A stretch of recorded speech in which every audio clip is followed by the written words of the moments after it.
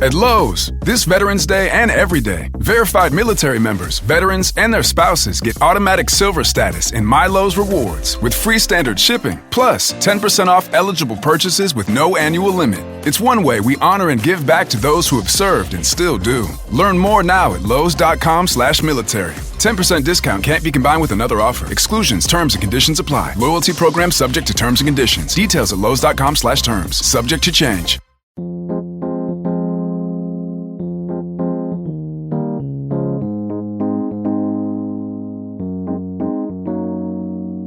There are various decisions a brewer makes that are believed to have a noticeable impact on how a beer turns out, proverbial levers that can be adjusted to produce a specific outcome. Now, ingredients are an obvious example, as different malts, hops, and yeasts are known to contribute unique characteristics, but there are also a number of process variables widely believed to have a meaningful impact on beer.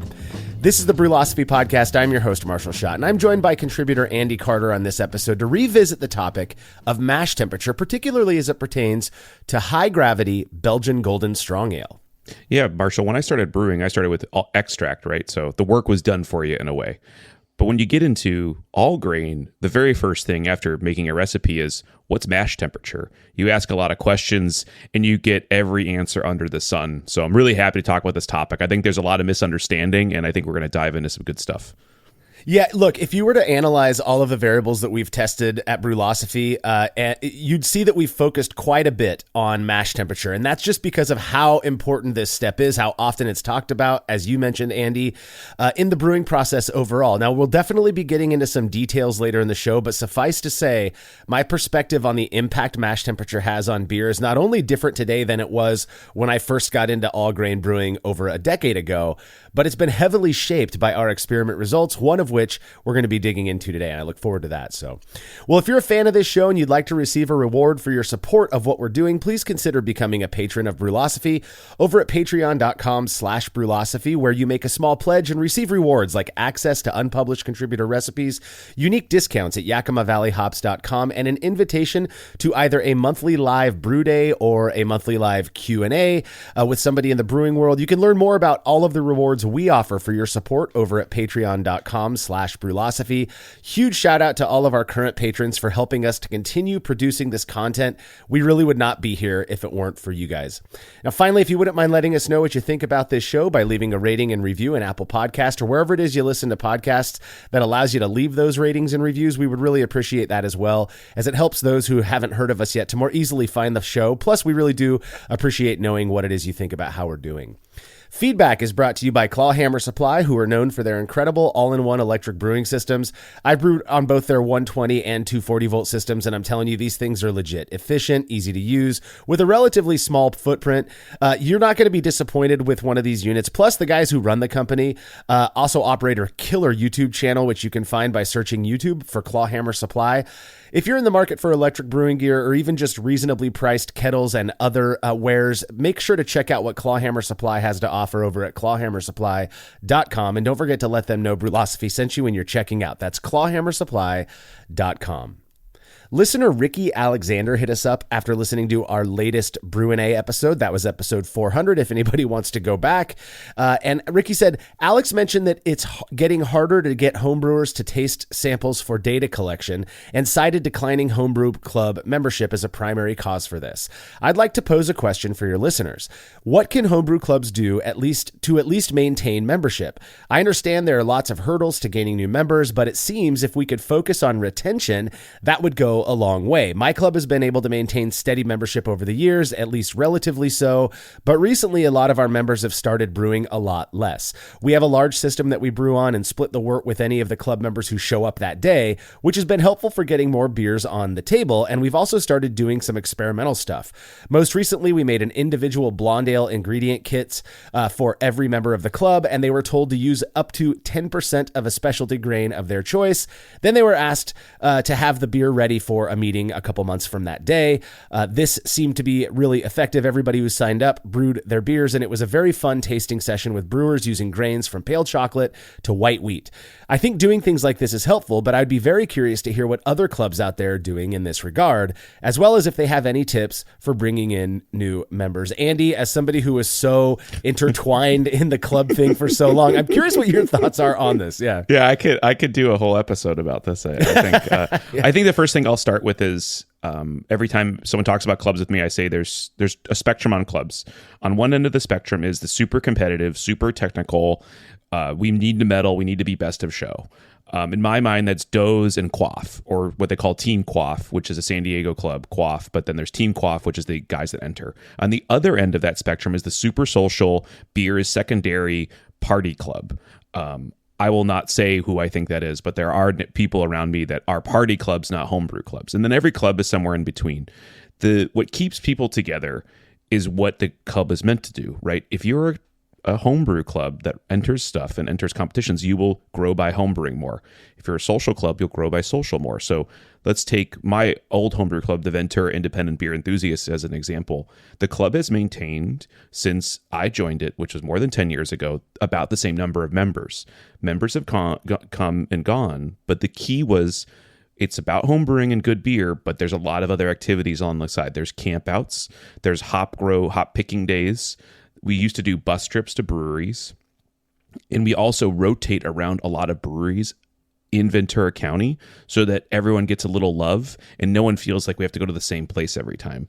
So you'll find what works and what doesn't, what brings people to events. And I think this is great. You had they mentioned this idea of a kit and come back and do it. When you set people up to come back, that's the best. Yeah. We did the barrels, the sour beer barrels. We called it Cuvée de Vibe. We would add wort, age it in a beer barrel to sour it, and then take it out. And it's like, it's a big day, filling the barrel, testing the barrel, then kegging it, right? You make it all these events along the way. And I think that retains a lot of people. And then, it just, don't be afraid to change the club on the scale of decades. If it just becomes a cider club, let it become a cider club. If everyone's going that way, that's fine. You will gain and lose people based on how everyone interacts, and you just got to put events in place to do that. Yeah, so I agree with you wholly on everything you said. In fact, what you refer to as a party club, I've historically referred to as a drinking club, and by which I mean people show up just to drink, not necessarily to share stuff that they created on their own. And I think a lot of us, whether it's been at your own local homebrew club or you're going to an event, you run into those people who are far, and no judgment, but they're far more interested in catching a buzz for effectively what is free, because other people are providing the beer and cider and whatnot. Yeah. They seem more interested in that side of it than they do the kind of geeking out on the artsy side of brewing and beer. And I think there's a place for all of that. I feel like we've addressed this whole idea of the waning interest in home brewing and craft beer in general a lot over the last few years. So I fear that, my responses here are going to get a little bit redundant. So I honestly don't know what we can do to spur interest in hobby for those who are not yet doing it. I think that is the $1 million question. And I have to imagine the folks at the AHA are thinking the same thing. Like, what can we do to attract new people? Because there's going to be natural attrition in this hobby. I mean, the older people get, for the most part, I'm not saying this is universal, but with age comes declining, I think, interest in drinking alcoholic beverages, in part because of health and wanting to live longer and all that. So naturally people are gonna lose interest. Also, it's just people move on. I mean, that's just the reality of hobbies. Yeah. So, I absolutely think that projects like the one Ricky's Club is doing are killer for keeping existing members interested and involved, but it's not necessarily going to attract new members. So I get where the question is coming from. It's pretty obvious that homebrewing does have a diversity problem. And I mean, the data shows it's largely made up of people who look like you and me, Andy. Mm-hmm. And for whatever reason that is it that we've put up barriers that we're unaware of because we look like that? Or is it because of some other reason that we're just not we haven't been made aware of yet. I don't know. I'm not exactly sure how to attract more people, but I am wholly convinced that step one is acknowledging and actively working to remove any of those barriers that might be keeping folks who don't look like you and me, out of the hobby. So it's not an easy task, especially considering the current state of things with beer in general, but I am confident we will get there at some point. I hope it's sooner than later. And with that said, I'd be curious to hear from some of our listeners. I mean, Ricky was asking you guys, not us, what their thoughts are, what the state of your homebrew clubs are, what's being done to maintain members, what's being done to attract new members, because I do think we can learn from each other. If anyone out there has got just a booming homebrew club right now, let us know. I will absolutely dedicate if we get a ton of feedback, we'll do a whole episode just talking about what other people or what other clubs, I suppose, are doing to maintain and membership and to attract new members, if that's happening, because I have a feeling it's not very common right now, but maybe there are those those special clubs out there that are able to do it. But Ricky, I think it's a great question. I do think it's important for us as kind of industry insiders to be thinking about these things if we want our hobby to survive. So appreciate the feedback. If you have show feedback, you could send it to feedback@brülosophy.com or drop us a note on social media. All right, the gift-giving holidays are just around the corner, and what better to ask for than some Brülosophy merch?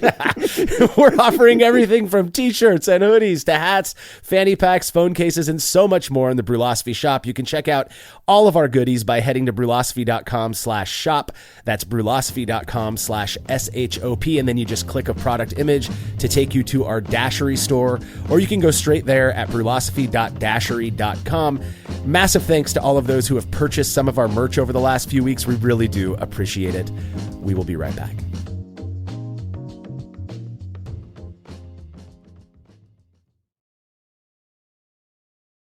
As every brewer knows, the best beer requires the best hops, which Yakima Valley Hops provides fresh from the source to brewers around the world, carrying everything from classics like Cascade to modern favorites like Galaxy and Mosaic, as well as other ingredients and gear. Yakima Valley Hops has it all. And don't forget to check out their new podcast, The Late Edition, where the YVH crew goes into depth on our favorite plant with industry experts. Head over to YakimaValleyHops.com now to see all they have to offer and subscribe to The Late Edition wherever it is you listen to podcasts.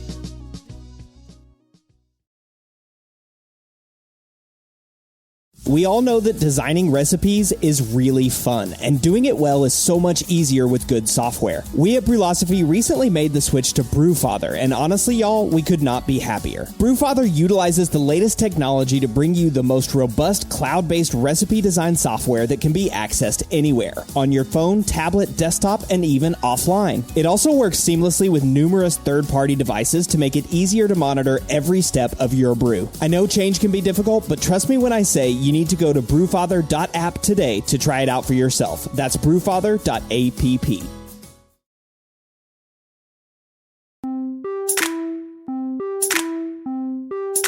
Of the many things that brewers concern themselves with, which we know that there are a lot of them, there are a few that do seem to steal most of the focus, and one of those is the temperature at which the mash occurs. For as many experiments as we've done on this variable, I was surprised to see that we actually haven't addressed it more often on the show. In fact, the last time we did was over 2.5 years ago, and it was in the context of non-alcoholic beers. So I am looking forward to this conversation, and I do think it'd be good to start off by going over just some basics of the mash. Sure.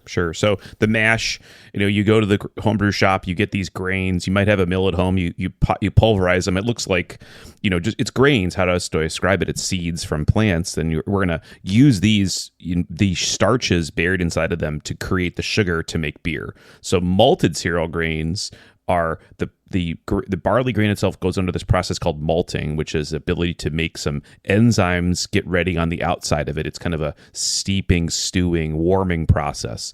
And those certain conditions will make more of these enzymes that will help break down the starches inside the malt into a fermentable sugar. Of course, crushing it is important because if it wasn't crushed, it would be very hard to extract that sugar. So once the malted barley has been crushed and it's steeped in hot water for 60 minutes or around there, and we could talk a lot about how long it should take. And the temperature at which is really important, because if you took chemistry in high school or college, when you talk about enzymes, you probably or even proteins, you talk about the word denaturing, and we're going to talk a little bit more about denaturing and what does that mean when you talk about proteins and enzymes. Yeah, when I remember when I was teaching a buddy of mine how to brew, it was prior to his first batch. We were driving along, and there's this granary that we live nearby. It's about 15 miles north of where I live, and these trucks are constantly leaving there. You can smell when they're doing something because it smells really bready and just really nice. Mm-hmm. And now, obviously, where I live is ag land, so they're making grains for feed. He's like, why wouldn't we just go to them and ask them for some grains? I'm like, well, because they're not malting, they're just harvesting and preparing these grains for feed. They're not actually malting it. That process requires a malt house and yada, yada. And I explained to him, and he's going, so what does that process do? And the easiest way I could come up with to explain it was that these barley and wheat grains and rye grain, these cereal grains in general, but primarily barley for beer these days, have two endogenous things in them that we care about: starches, which turn into sugar, and enzymes, which convert those starches into the sugar. You need both of those for the mash to do, in order for us to get the fermentable wort that we're after, right? And so, it sounds, I think for a lot of people, myself included, it sounds very deeply scientific, and it is, but you have to remember, the part of what I find so appealing about brewing is the fact that this is all insanely natural. This happens on its own. So all the malting process does, I'm dumbing this down, again, because that's how I think best. Me too. All the malting process does is you are initiating the growth of each one of those seeds, of one of those barley kernels or wheat or rye, those cereal grain kernels, and then you're cutting it off before it uses up all of those resources, those energy resources for growth, so that you can then repurpose them. So now you've got this activated or hot malt that started to grow. You cut it off. You cut off the acrospires by roasting it and kilning it, and you've got what we refer to as brewer's malt. And that then, like you said, gets crushed, gets steeped, and those enzymes are activated such that they convert the endogenous starch, that little white thing in the middle of each one of those kernels of grain. It converts that into fermentable sugar, which is largely made up of maltose, which we're not going to dig too deep in today. That is, without that process, you don't have beer. Beer would never happen. And so I think it's part of the reason I'm surprised we haven't focused on this topic more on the podcast is you cannot have beer without having the mash. And people might argue, well, what about extract? That extract, it got to your apartment or whatever, your house, after it was mashed. I mean, it went through a mashing process, and then they condensed that wort into an extract that you can then use to just blend with water, and you have your fermentable sugar. Without the mash, you don't have any of that stuff. So beer really is a function of the mash. So it makes sense that we would focus as heavily as we do on it now. The part, this to me, I remember when I was making the move from extract to all grain and reading about mash temperatures, going, hold on a second. I've always thought of Fahrenheit as being so precise that a couple degrees here or there isn't going to make that big of a difference, right? You've got this window of, let's just say 15 degrees Fahrenheit or so, wherein if you mash at the tail end of one, you're going to get one result. And if you mash, or at least that's what people purport. And if you mash higher or, at the other end of the spectrum, you're going to get a different result. That to me was like, whoa, what is happening here? So let's start getting into mash temperature and because I do think it's a fascinating subject when it comes to controlling the outcome of the finished beer. Yeah. So when we talk about a mash, you typically put it in some type of insulated vessel. When I was brewing, I had like an igloo orange cooler.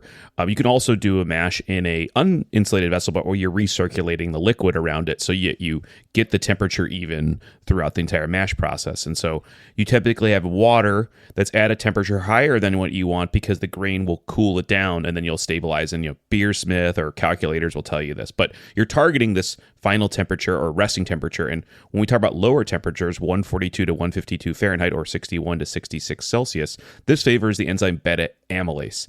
This will produce shorter chain sugar. So those starches we talked about are very long chain sugars. They'll start to slice them up into smaller and smaller pieces. And these smaller pieces are more readily metabolized by yeast, leading to a higher attenuation or commensurately more alcohol in the beer. It's widely believed that this lower temperature range would produce a perceptibly drier beer as more sugars have been metabolized by the yeast, meaning less are present in the finished beer, as in less longer chain sugars are still in the beer. Yeah, and I think it's a natural presumption to think, oh, when I hear sugar, I think candy. Candy is very, very sweet, or soda or whatever. And we have this association with sugar as being sweet. So it makes sense that, hey, if I'm going to mash lower, we're able to show consistently that lower mash temperatures result in higher attenuation, which is just more fermentation, we'll say, driving down your finishing gravity, meaning there is effectively less sugar in that beer. More of it was metabolized by the yeast. So a drier beer is going to naturally be less sweet. Whereas if you mash on the warmer end of the mash temperature scale, we're looking at like 154 to 162 Fahrenheit. That's like 68 to 72 C. I know people who go even higher than that and have success. These are folks who are trying to make low alcohol beers. This is going to leave those longer chain dextrins intact and those do not get as easily metabolized by brewer's yeast, leading to lower attenuation and thus less alcohol in the finished beer. Now, less alcohol, when you start, let's just say that these are the same batches, less alcohol means that there are going to be more sugars remaining in that beer, leading to, ostensibly, a sweeter flavor in that beer because those sugars are still there. They have not been metabolized by the yeast, but also a much lower ABV overall. So, This is the part I feel like I could probably harp on this for way too long, but this idea that long chain sugars or long chain dextrins, we'll call them, and short chain dextrins, yes, their fermentability, the ability for yeast to metabolize each of those is different. We know that, but it may, again, I bought into it for so long that this idea that these have perceptibly flavorful characteristics that you can taste, and I we'll talk about the specific experiment we're going to focus on in this episode here in a bit, but I do think it's something that's worth thinking about a little bit deeper. Are these sugars that we're referring to when we're discussing mash and the mash temperature, are they really as the types of sugars that we perceive as being sweet, that we're all familiar with, I suppose? Well, I think the question there is like, have you ever, I think we've all done this, Marshall, you take some grain and you put it in your mouth. Like, what do you taste? You don't taste candy. You taste cereal. It's like more like a plain breakfast cereal, granola or something. Yeah, granola, exactly. Yeah. So to the first order, this isn't like putting cane sugar or something else into your beer. So it's interesting because I think it isn't as simple, right? It is not, and it's a different sugar, right? We talked about maltose. It's not dextrose, and so your palate interprets all these sugars differently, and so it's really our perception that's at stake and not the chemical quantitative nature, because we are not taking the sugar and making alcohol. A different microorganism is. Yeah. And so it's seeing a way different kind of if a Saccharomyces could tell you what's sweet, could it tell you, what would it say? It's right. Going to have a different language for it. So it does prefer certain sugars and will actually, gorge on those sugars more readily and then create other problems. But yeah, it's interesting. Yeah, it's fascinating to me. And I remember the days when I first started brewing all grain, I was doing batch sparge. If I didn't hit my mash temperature precisely, if I was a half a degree off, I was convinced I was going to taste the difference, or taste the impact of that. So I think it's a commonly held belief that mash temperature, the precision of it is has several influences on the finished beer, but one of those is the sweetness / dryness of that finished beer. So let's keep that in mind. Some factors to consider when it comes to, I guess, selecting a mash temperature for the type of beer you're trying to make. The first one that I could think of is the strength of that beer. So if you're making a lower OG beer, you're going to lose or use less grains in that to achieve that lower OG. And that can lead to a lighter body with maybe a watery mouthfeel if you're not doing it right. So some brewers will combat that by intentionally mashing a bit warmer so that they can get away with using more grains, which is going to add more flavor. But that warmer mash temp is going to keep that attenuation a bit lower so that you don't end up with or I guess you do end up with a beer that has that lower ABV while still being flavorful. This this is something I've done quite a bit, especially after so many of these mash temperature experiments that we've done. And it seems to work quite well. Yeah, I think the idea that you can have this, you have a new knob, and we're kind of cutting to the end of here, but how much does mash temperature affect us? There's actually a really cool knob on alcohol content, and then also, how do I get the flavors I want, and how does mash temperature affect that too? A little bit of the yeast malt game that you're playing is, what does the yeast want, right? A lot of times in our experiments, and this is great where we did a non-clean yeast in this experiment, we did a Belgian ale, which is going to maybe drive us in a different direction because the sugar content could actually manipulate the beer more than just the yeast itself, right? So it's an interesting experiment. Yeah, no, so the idea though, you're sitting here looking at this recipe that you're developing. You're going, all right, I want to make a light lager, but I want it to be more flavorful than what you might buy off the store shelves. How can I maintain that low ABV but still get more flavor, something uniquely my own, right? Because we love that feeling of being unique. You mash a little bit warmer, you can add up to, maybe 2 pounds more grain. That is naturally going to contribute more flavor. That makes sense to me. But I think also, let's look at brewing higher OG beers, which we'll discuss even more further on in the episode. If you're making a big ol' imperial stout and, you normally mash, at 155 Fahrenheit or whatever, if you do that with a 12% alcohol, imperial stout or whatever it might be, you could end up with a beer that has the finishing gravity of what most of your original gravities are. Yeah, you know what I mean? And so what I like to do this is an area where I absolutely rely on mash temperature to help determine what I'm going to do with this recipe and how I'm going to design your grains and all of that. Because if I'm making a 10% ABV beer, I'm looking and saying, all right, I want to drive this attenuation down. I want this beer probably to finish no more than 1020 FG, hopefully maybe a little bit lower. So I'm going to use the amount of grains I need to get there based on the mash temperature that I'm going to select for the attenuation level that I want. That sounds like a lot going on, but once you've brewed a couple of batches, you kind of get it. You adjust that. Like I know, for example, if I'm doing anything north of 8% ABV, so let's say a double IPA, something like that, I'm mashing at 149 or 150 Fahrenheit. That's just what I do. And because I want to drive that attenuation. Is there a point, I always wonder this, with bigger beers, they're naturally going to be perceptibly more sweet. That is just, it's a reason with, things like double and triple IPA, a lot of brewers opt to use simple sugar because it's highly fermentable. So you get that ABV boost without contributing body, mouthfeel, flavor, anything in the way of that. So these are things you got to think about. I've actually used sugar in more malt forward big beers like Imperial Stout, just because I don't want that syrupy mouthfeel in the end. And mash temperature is one of those ways that brewers, it's one of the things they use to ensure the beer is well attenuated such that it doesn't have those, I guess some people might find them less desirable characteristics.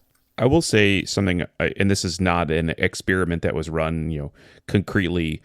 It's more of our groups or homebrew clubs, I would say, like observation, that when we did these barrel-aged beers, the higher the OG, the better, because there's something going on between the wood and the residual sugars in the beer that are adding to this synergistic drying effect, that without that OG, and again, there was no blind, double blind, or any type of, Brülosophy level analysis done here, but we do seem to see that you do need that high OG just to maintain a reasonable mouthfeel. Now, there's negative mouthfeel, which is more of a drying, alcoholic mouthfeel.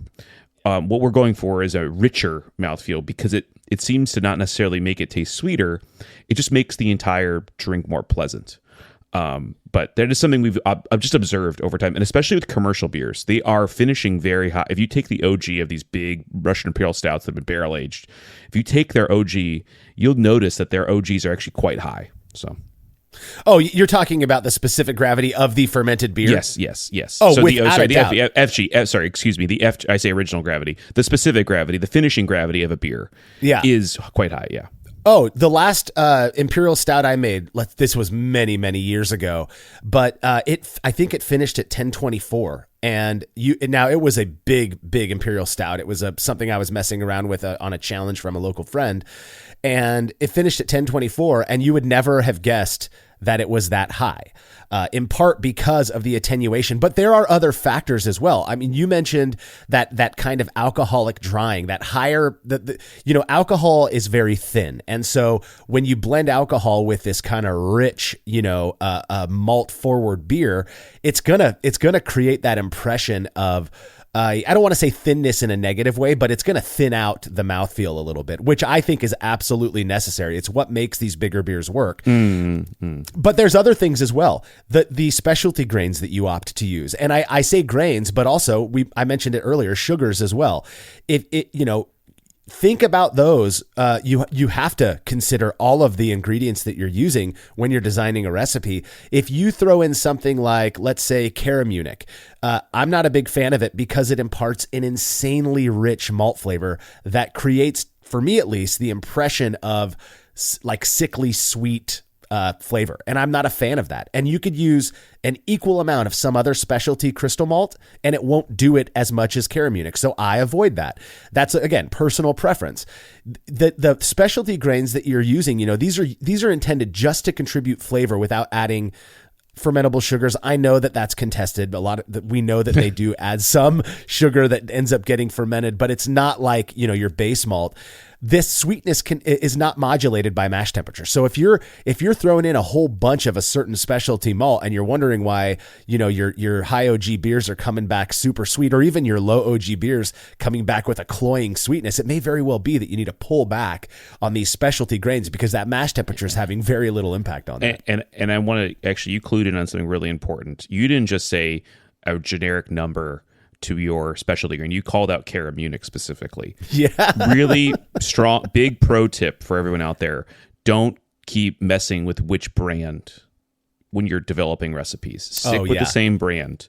Don't go to the store and like, I need a C40. Who knows what you're going to get? Seriously. Like, who knows what you're going to get? You stick with a name and stick with a brand and then develop your recipes around that, because you will keep chasing other variables until you realize, I've not been using the same specialty malt the entire time. Whenever I make my, Baltic Porter, it just always tastes different. It's like, yes, because you're not using the same exact grains all the time. And especially brown and dark beers, where you're building a beer out of probably sometimes five different malts, really focus on which brand you're buying and don't just buy whatever's out there. Yeah, I'll tell you, when I started, I went from using, whatever grains I would pick up at the homebrew shop, to using almost entirely for a few years Mecca Grade Estate malt, which is a craft malt. Even in base malts, dude. I mean, the switch from, for example, I always got Weyermann Pilsner malt, just their not Barca, nothing like, just their standard Pilsner malt. And I loved the crispy, dry, crackery character I got from that malt. Well, as soon as I started using Mecca Grade's Pilsner malt, I had to redesign so many of my very simple recipes to account for the different flavor profile that those malts contributed to beer. And thankfully, I had a big group of people who were also lovers of Mecca Grade Estate malt back then, who were like, hey, we've done some experimenting too. Here's what we do. And we were able to figure out ways to get around that difference with actually improved, arguably, flavor. But yeah, you're right. I'm a fan of trying new things and experimenting. But if your aim is consistency, and especially if you're either in the professional world or hoping to one day be there, probably a good idea to stick with using the same. Really, yeah, the same maltsters and whatnot. The other thing I want to talk about when it comes to considerations is yeast, because I feel like there are certain yeast strains. Well, I don't feel like this. I'm confident. I know this, that there are certain yeast strains that are just going to attenuate more than others. If you're, for sure.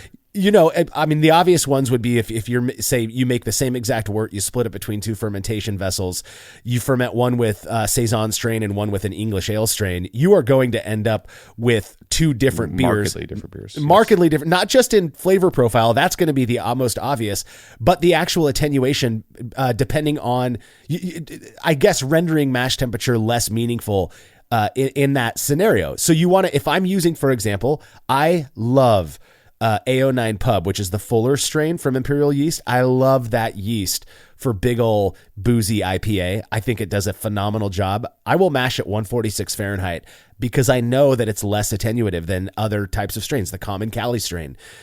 You have to consider these things when you're designing those recipes. And again, mash temperature really comes into play here.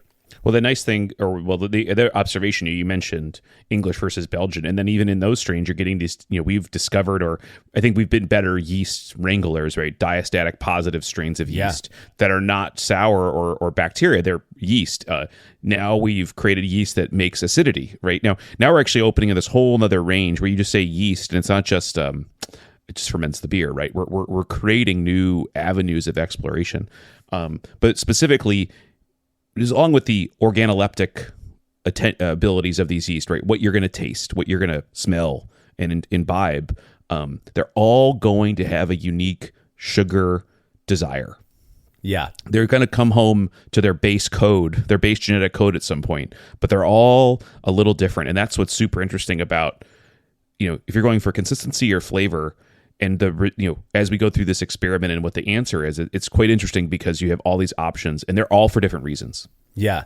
Well, and I'll say, I've talked to people, I hear from newer brewers fairly regularly, who will reach out and they'll ask me to, review a recipe. And when I have time, I do my best to respond to those emails. Oftentimes it'll be the grains and the hops and nothing about water profile. And they'll even leave off the yeast choice. And I might get back to him and say, well, what yeast are you using? Well, I just use USO5 for everything. And I'm like, man, I get that is kind of a panacea yeast. You can use it in most styles and it'll work well, but you have so many other options and there's so much. I mean, yeast to me is the coolest part of brewing because of the microbiology and what's happening during fermentation. Like, branch out, and we've got so many dry yeast options these days. Just to keep in mind that the choice of yeast that you're going to use is going to influence, or it should be influencing, your decisions when it comes to mash temperature as well. All right, so we were talking about highly attenuative yeasts, right?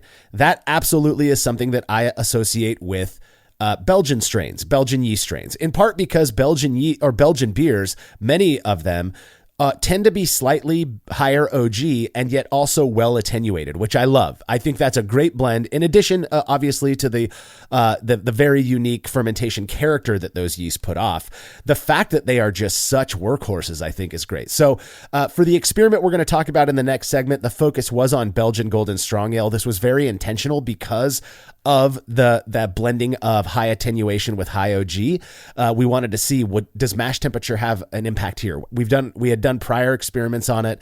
We wanted to, again, further our understanding of the impact of mash temperature. So the BJCP describes Belgian Golden Strong Ale as a very pale, highly attenuated, strong Belgian ale that is more fruity and hoppy than spicy. Complex and delicate, the dry finish, light body, and high carbonation accentuate the yeast and hop character, sparkling carbonation and effervescent, forming a rocky white head. This is one of those styles that I absolutely love, despite tending to kind of reach for lower ABV beers. There's something about a BGSA. I mean, I imagine you're a fan as well. Oh, a huge fan. Duvel. Now they sell lighter versions of Duvel, which is fantastic. What they used to sell it here, it was a Duvel triple hop. They do sell triple hop sometimes. Yeah. But over in Belgium, they're pretty funny because you'll hear about products that are over there and you're like, why aren't they in the United States? And they did a whole series where they did individual dry hops of like Citra and Mosaic and all this stuff with Duvel, which I think is such a great thing. And I've said this to multiple people, like Belgian yeast character with super fruity American hops is a delicious experience. It's really on the road to Belgian IPA. Belgo from New Belgium, maybe they'll bring that back one day, or, Cali Belgique from Stone. But just love that style because it's such a great pairing. It's interesting because I feel like what makes Belgian Golden Strong Ale so good is the balance. Whereas as the hops started to pick up, because I've had Cali Belgique from Stone, I hated it. I had it on tap at their restaurant, and I wasn't a fan of it. But again, whatever floats your boat. I know people who loved it, and to me, BGSA is just a perfect blend of of all things pale Belgian with that higher OG and just that beautifully crisp, highly attenuated characteristic. Now, we're talking about the strength. This is a style that has an OG range. Again, this is according to the BJCP. It gives us some structure. It's the only reason we rely on that. The OG range is from 1070 to 1095 with a final gravity range of 1005 to 1016 FG. So think about that. I was talking about that stout, that Imperial Stout I made. I think it was like 1092 OG, something like that, and it finished at 1022. This is a style of beer that can start as high as 1095 and finish as low as 1005. That's like a cider. If we're going to use the term dry, there you have it.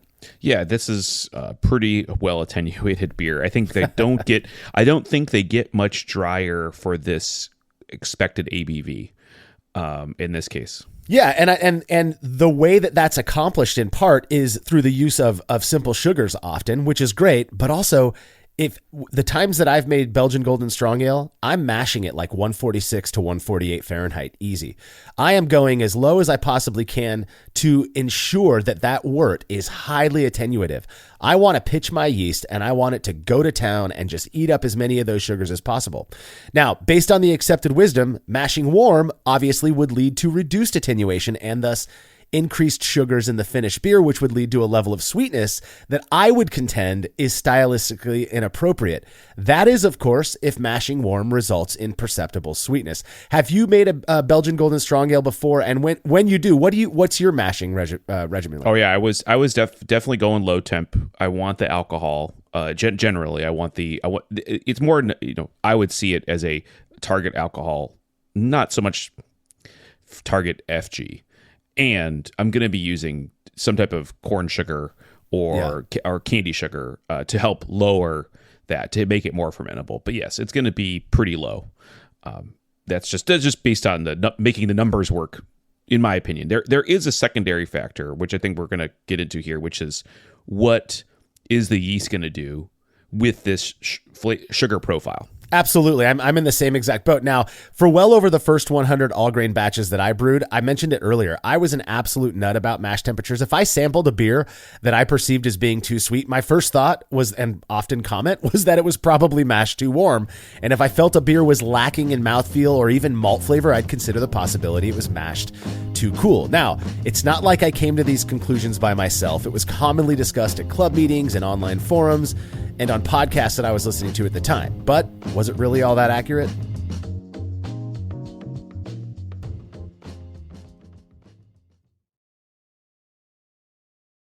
There's no denying that stainless steel is the best material for brewing equipment, and Delta Brewing Systems offers some of the lowest prices on high-quality stainless gear, like the Firm Tank, which in addition to holding 8 gallons or 30 liters of wort, comes with a domed lid to even further reduce the chances of a messy blow-off. Plus, it can hold up to 4 psi of pressure for closed transfers. Delta Brewing Systems also has their own line of brew kettles, as well as one of the lowest-priced all-in-one electric brewing systems out there, and their prices are shockingly low. If you're in the market for legit stainless gear that won't break the bank, do yourself a favor and head over to deltabrewingsystems.com today.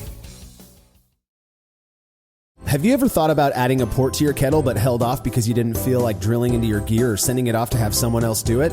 From the makers of the world's fastest counterflow chiller, the Exchillerator, comes the Hangover, the easiest way to add extra ports to your kettle as well as countless other options. Mount a faucet to your keg for easy portable pouring. Set up the perfect whirlpool arm. Hold a heating element in place. All of this and so much more without permanently modifying your gear. Manufactured right here in the United States, the Hangover offers brewers too many convenient solutions to list here. So head over to Exchillerator.com today to see what the Hangover can do for you.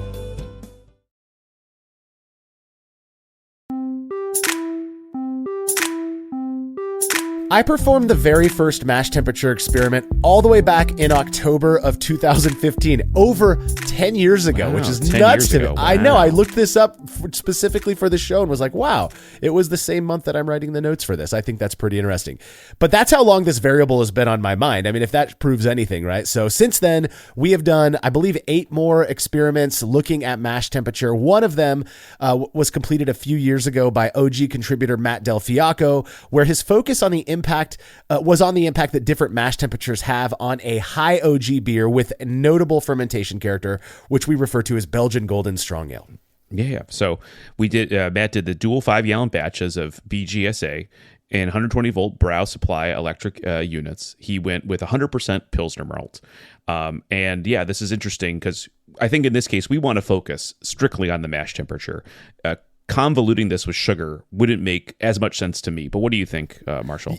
Yeah, so I'm with you. And I remember having this conversation with Matt where he's like, well, typically I'd add like a pound or two of sugar if I'm making this, and I'd pull back on the Pilsner malt. And I think the crew at the time all were saying, well, but let's see if we could get away with creating a Belgian Golden Strong Ale mashed super low that hits all the marks for this style based on the BJCP without the use of sugar. We were all very curious, but also, like you said, I think adding sugar could convolute things a little bit because we don't really know what the interaction between yeast and sugar and all of that is when it comes to flavor profile. We wanted to keep this as clean as possible, which I say clean knowing that, Belgian ale is not known for being clean.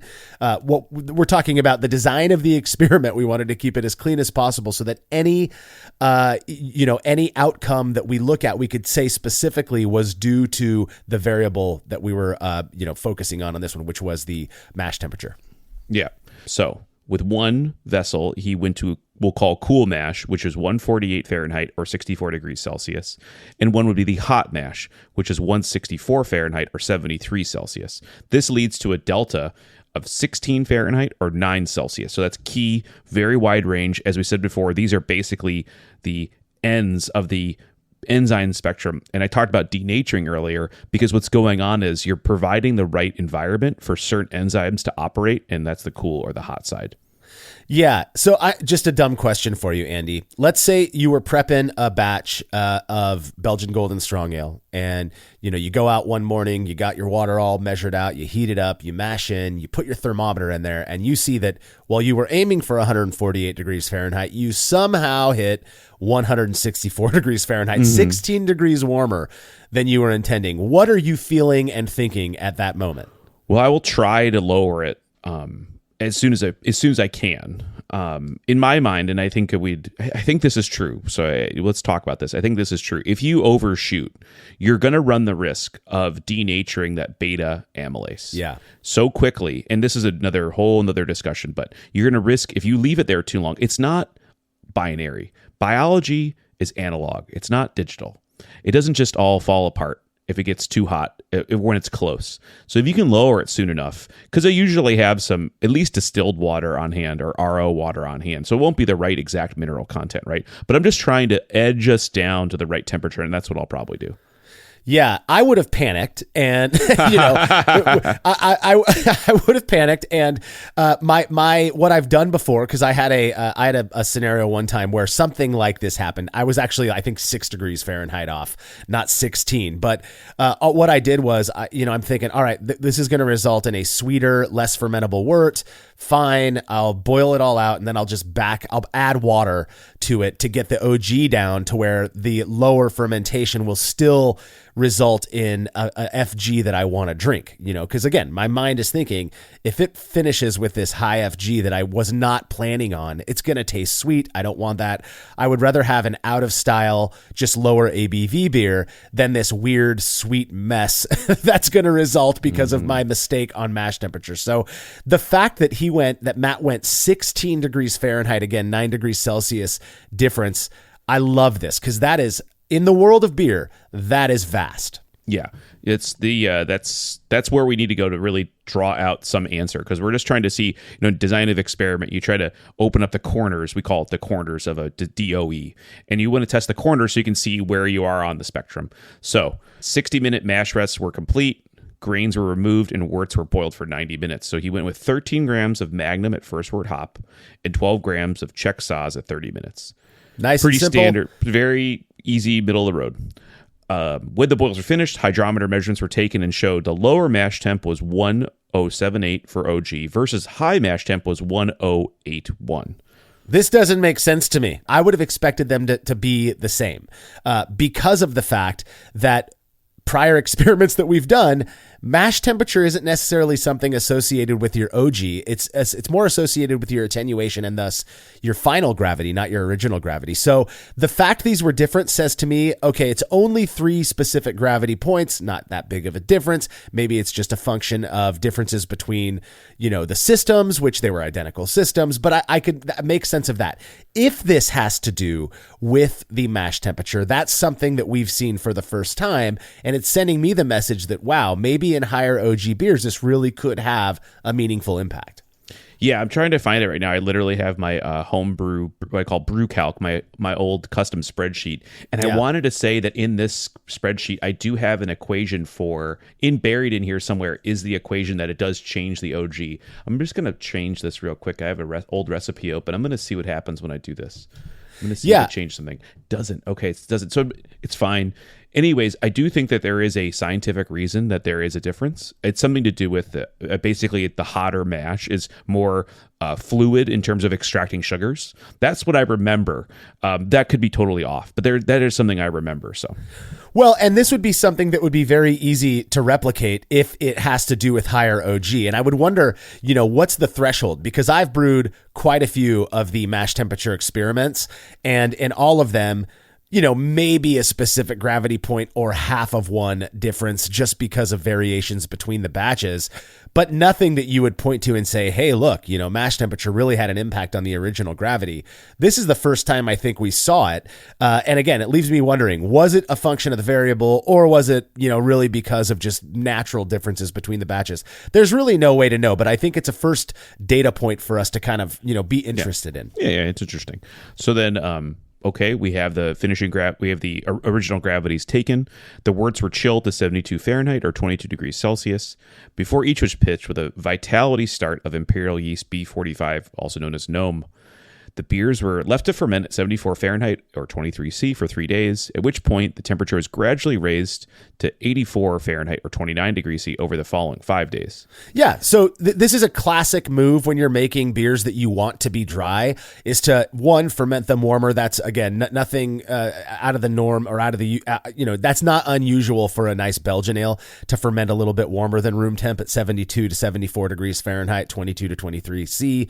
Not a big deal there, but then, after a week or so, give or take a few days in the fermentation vessel to raise that temperature to really encourage that yeast to just go to town and dry that beer out. That all makes sense to me. It's definitely something that I do when I'm making high OG beers. Yeah, makes total sense.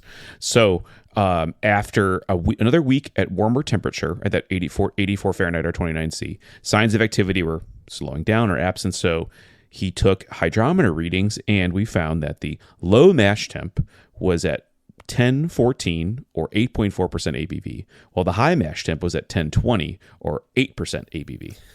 So this is where I can come in and say, all right, I expected this, the difference in final gravity. I definitely expected it to be more vast. I thought it'd be like 1010 FG to 1025 FG or something like that. The fact that they were so close speaks to me or says to me that the yeast probably had more of an impact here than mash temperature, though it's obvious with this. I mean, you go, let's look at this again. So you gave the ABVs already. The low mash temperature beer started at 1078 and finished at 1014. The high mash temp beer started at 1081 and finished at 1020. So if we just do a very simplified version of kind of evening those out, take 3 away from that high mash temp beer because it was only 3 OG higher, and that puts us at 1017, which means the delta in FG, the corrected FG, if you will, is really only 3 specific gravity points, which would lead to an ABV difference of about 0.2%. In this scenario, these beers, just by the numbers, are, they're different, but they're not as different as I would have expected. Yeah. No, it's quite interesting, and it's cool to see. These are why Brülosophy experiments are so interesting, because we get to talk about what could be going on. Even the answers themselves, they'll come out, right? That's the statistics we're going to talk about in a second. But what is happening in these things when you could control all the variables is super fascinating to me. Yeah. Well, and I'll tell you, the high mash temp beer, regardless of what the starting gravity was, it is 6 specific gravity points higher than that low mash temp beer. There are people listening to this show right now going, oh, I could taast that. I could taste that difference. Yeah, That's sweet. That's sugary sweet. Yeah. You know, I've made Berliner Weiss with lower F or OG than that, whatever. I get it. I would have thought that as well. Yeah. So the beers are pressure transferred to CO2 purge serving kegs that were placed in Matt's Keyser and left to lager for a couple weeks before they're ready for evaluation. So into objective observations. The appearance were identical to eye. Pale gold color, crystal clear, sticky white cap of foam with great head retention. This sounds just delicious. I'm looking at the photos right now, and there is nothing about these beers that's different. Now, would we expect mash temperature to have an impact on the way they look? I don't know, maybe in terms of clarity, but these beers were both, they look, there's a little condensation on the glass, but... I would argue, if anything, the foam may be different. That's where I would go. That's my mental picture would go to the foam. Yeah, and Matt would have commented on that if he noticed a difference between the foam quality, and the photos don't reveal that. He never mentioned anything about it. So just by the looks, they look like they were poured from the same keg, in my opinion. Now, again, that's just appearance. It's objective. We're going to move into Matt's personal impressions now. He did 5 semi-blind triangle test attempts and got only 3 of those correct. That is kind of a middling number. I get it. You would be expected to get between 2 to 3 correct, just randomly guessing anyway. So, okay. Matt did say, though, that if he was forced to describe a difference between these beers, he felt that the high mash temperature beer had a slightly more pronounced Pilsner malt flavor, but otherwise didn't perceive either as being particularly sweet, and felt both were excellent examples of the style. And here's the thing. I say this as somebody who's obsessed with human perception and bias. When we know there's a difference, our brain kind of naturally wants us to pick out what that, something different between these beers, knowing that they were not brewed identically. We've all been there. We've all experienced that. So who knows if Matt was really detecting a more pronounced Pils malt flavor in that higher mash temp beer, or if it was a function of his bias. But regardless, he could not tell them apart consistently enough to indicate that there was a real meaningful difference there. Mm-hmm. So we're going to move on to the results of the experiment. So Matt got 23 people to try this beer, or try both beers in a blind triangle experiment. He got, after those 23, you would expect for significant results to get 12 people or more. And in actuality, he got 10% or 43% of the people, which is a non-significant result. The tasters could not tell these beers apart. Yeah, so 10 out of 23 tasters were able to, we say able to, did accurately select the odd beer out in the triangle test. And that's just not enough to go past that threshold for us to be able to say with some level of confidence, at least, that, yeah, it really does seem that the variable, which in this case was mash temperature, had a meaningful impact, at least such that, a certain number of people, more than what you would expect by random guessing, were able to identify the unique sample. In this case, that wasn't true. And so does that mean we can just come out and say that these beers were identical? Absolutely not.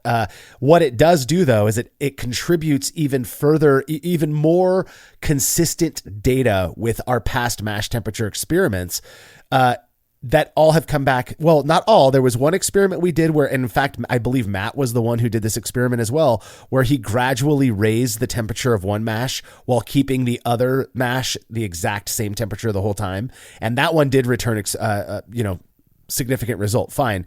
But every other mash temperature experiment we've done has not. We've shown this consistently time over time.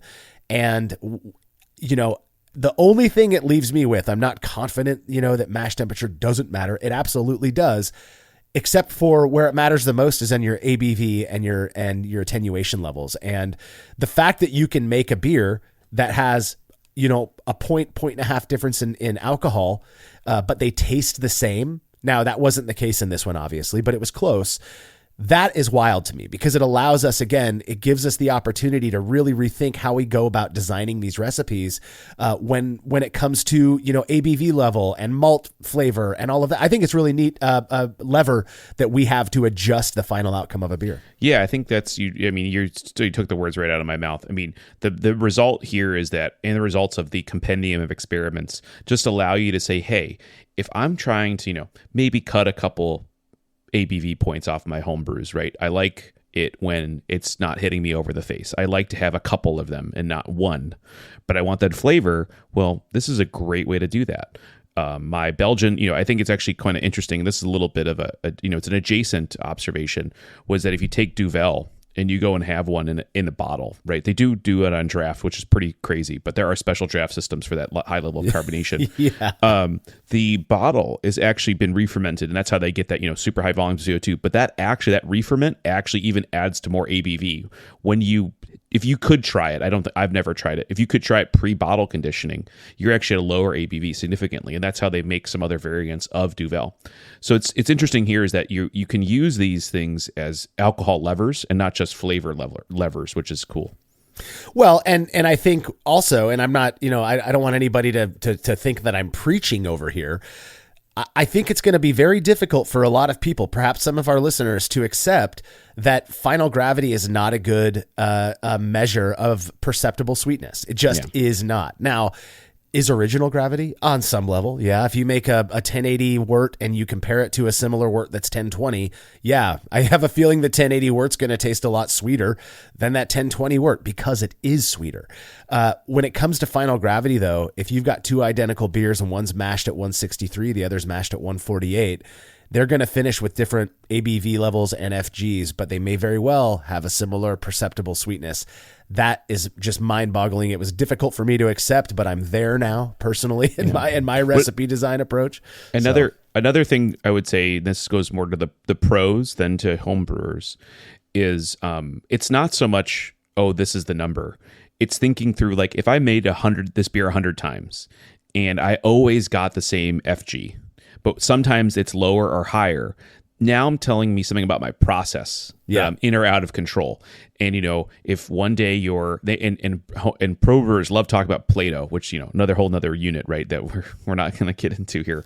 But it was only 3 Plato today. That could mean you have a bacterial infection. That could mean there's something in your process. You're not getting enough sugar, right? So they use these numbers differently, which is like, hey, we got to make an IPA, a pale ale, a stout, a porter, whatever. But they're going to use these numbers not so much for that perceptibility for the, what do I get as a consumer, but it's like, is my process in line? Am I doing things correctly in my brew house day in and day out to make sure that we're on track versus like it just tastes better to me. So it's another interesting way of thinking about these numbers. Absolutely. And it probably goes without saying that these days I rely on mash temperature entirely as a means of modulating final gravity and thus the finishing alcohol in the beer. So that's where I'm at. I do not view mash temperature as being a knob that adjusts perceptible sweetness. That to me is all malt and the hops that you use, as well as the yeast that you use. That's where you're going to get those flavorful qualities from, not FG. That's my opinion based on data.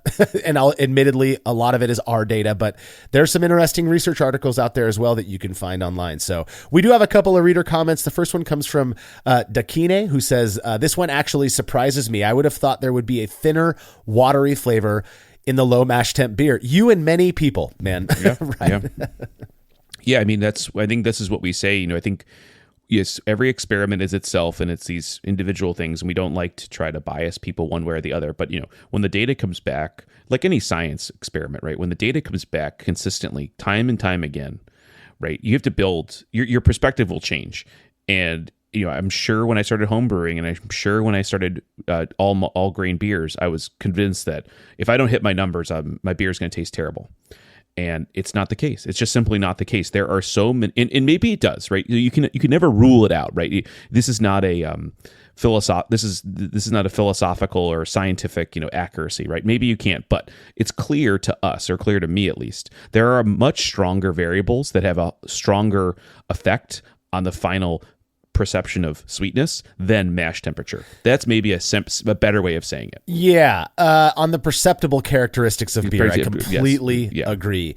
And that, again, even just saying that, like, I get a little nervous knowing that people are going to hear us say that, but that's what our data has shown. It's what my anecdotal experience has shown. I think it's just a fascinating thing. So one more reader comment and a little disclaimer on this one. I have no idea. This one comes from somebody who calls themselves Nils. I have no idea where they got this information. So if it's wrong, don't blame me. But Nils says a difference of 6 FG points is equivalent to about 11 ounces of sugar in a 5-gallon batch, which sounds like a lot until you realize it's less than a half a teaspoon per 12-ounce beer. We're also talking about maltodextrin, which is maybe 10 to 20% as sweet as sucrose.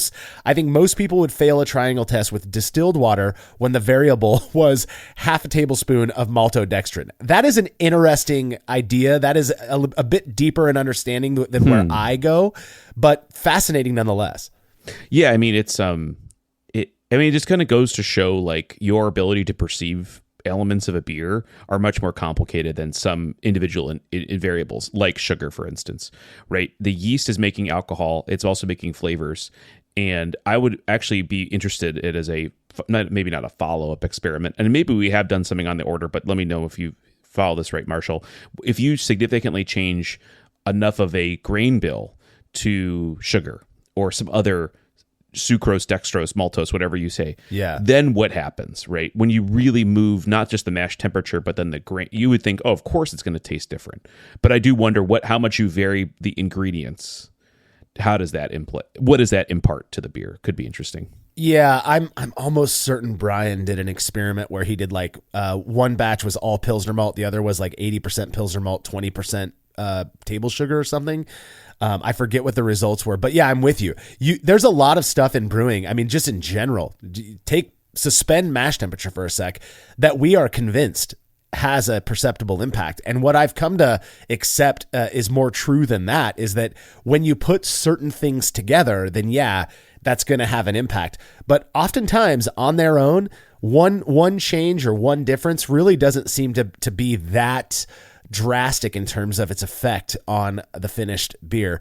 And mash temperature is one of those things. Don't get me wrong. I still struggle with accepting that if I mash a beer warm, it's not going to be a sweet mess, but time and time again, we've been able to show both through our experiments as well as in my own anecdotal experience that it really doesn't have the flavor impact that most of us would expect. Those are my final words when it comes to mash temperature. Andy, do you have anything else before we wrap this one up? No, I think this is good data. Just hammers the point home. But again, let your own experience drive you, and don't just take our word for it. Try these things at your as the initial rater said, hey, this is a great experiment for people to go try at their house and with their club, and then go share your notes. Right? Maybe someone does find it. Maybe you find the person that can taste the difference, like 100% of the time, and then understand why. I think that's the rich part of homebrewing, and the rich part of this hobby is that it's not just your own experience; it's your local, but imbibers experience too. Yeah, without a doubt. And look, if you're one of those people who's looking to cut out some alcohol, and maybe not the calories, but the alcohol, consider making some of your house beers with a higher mash temp. Go 6 degrees Fahrenheit, warmer than you normally would, and I think you'll be surprised with the outcome. All right, don't forget to check out the rad content Martin's creating over on The Brülosophy Show, which you can subscribe to over at youtube.com/@TheBrülosophy Show. That's the @ symbol followed by The Brülosophy Show with no umlaut. And as always, you can read more about the experiment we discussed by clicking the link to the article on Brülosophy.com in the description of this episode. The Brülosophy podcast is made possible by the generous support of our sponsors as well as all of our rad listeners. We seriously could not do this without you. Cheers to everyone who has subscribed and left a review of our show. It makes a huge difference. If you haven't yet, please consider doing so. Head over to Brülosophy.com/support to view a list of ways you can easily help us to continue producing this podcast. If you want a reward for your support, visit Patreon.com/Brülosophy. Thanks again for listening. We'll be back next week with another episode of the Brülosophy podcast. Until then, think beer. Start off the morning with some hot tea, lemon and honey cause it soothes my throat. Put some herb in the bowl, yeah, it's homegrown. Ain't gotta